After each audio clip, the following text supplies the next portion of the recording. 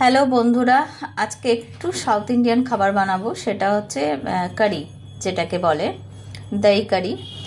তার জন্য আমি যা যা নিয়েছি দেখে নাও। বেসন নিয়েছি, 2 জায়গায় বেসন নিয়েছি। এদিকে নুন আছে, একটু লঙ্কার গুঁড়ো, হলুদ আর টক দই, আমুলের টক দই, যে কোনো দই নিতে পারেন। আর এদিকে হচ্ছে কাঁচা লঙ্কা আছে, শুকনো লঙ্কা আছে আর কালো সর্ষে। এবার আমি কি করব, একটাতে টক দইয়ের সাথে নুন হলুদ মিশিয়ে নেব, দিয়ে ভালো করে ফাটিয়ে রেখে দেব। আর একটা হচ্ছে আর একটা পাত্রে যেটা আছে দেখুন, সেখানে নুন দেব, হলুদ দেব, গুঁড়ো লঙ্কা দিয়ে ভালো করে, কাঁচা লঙ্কা ছোট ছোট করে কেটে বেসনটাকে ভালো করে ফাটিয়ে নেব। ঠিক করে তোমাদের দেখাচ্ছি। লঙ্কার গুঁড়ো দিয়ে দিলাম, হলুদ দিয়ে দিলাম, আর এবার এই দেখো পরিমাণ মতো নুন দিয়ে দিয়েছি। আর কাঁচা লঙ্কাটাকে আমি চিড়ে নিয়েছি, এর ভিতর দিয়ে দেবো। এবার জল দিয়ে ভালো করে এটাকে ফাটিয়ে নেব।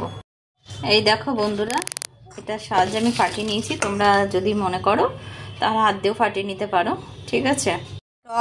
টক দই আর বেসন আর যেগুলো দিলাম সেগুলোকে ভালো করে ফাটিয়ে নিয়েছি। দেখো এরকম হবে, তবে পরিমাণ মতো এর ভিতরে জল দিতে হবে। আমি ফাটিয়ে রেখে দিচ্ছি, যখন জল দেব তখন তোমাদের দেখাবো।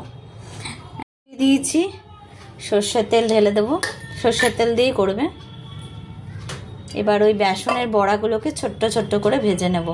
একটু গরম হোক তেলটা, তারপরে ভাজবো ছোট ছোট করে। দেখো তেলটা গরম হয়ে গেছে, জাস্ট একটু একটু করে নিয়ে এইভাবে করবে, ছোট ছোট ছোট ছোট যেন হয়, বেশি বড় না। আর আঁচটা কিন্তু লো করে দেবে, আর ভালো করে কিন্তু ফাটিয়ে নেবে, না হলে কিন্তু শক্ত হয়ে থাকবে। জাস্ট ছোট্ট ছোট্ট করে এইভাবে সবগুলোকে ভেজে নিতে হবে, পিঠ পিঠ করে। এই দেখো ভেজে নিয়েছি, হালকা হালকা করে ভাজবে, বেশি ভাজার দরকার নাই।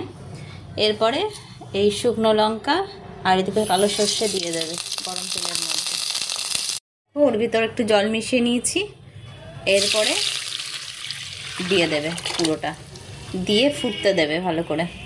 ও এবার ফুটবে বা ফুটছে, দেখো কাঁচা লঙ্কা আমি দিয়ে দিলাম, দিয়ে ভালো করে নেড়ে দেবে। দেখো একটু ঘন হয়েছে। এরপর আমি বড়াগুলো কিন্তু সব দিয়ে দেবো, না হলে রস ঢুকবে না ওর ভেতরে। দিয়ে ভালো করে নেড়ে দেবো, দিয়ে লো আঁচ করে রেখে দেবো, ঠিক আছে। মোটামুটি 10 মিনিট মতন লো আঁচ করে রেখে দিতে হবে, যাতে বড়ার ভিতরে পুরো দইটা যেন ঢোকে, তাহলে টেস্ট হয়। এই দেখো বন্ধুরা হয়ে গেছে।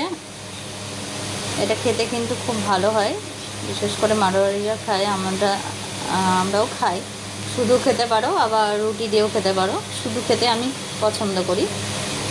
খেয়ে দেখবে, দিয়ে আমাকে জানাবে কেমন লেগেছে তোমাদের।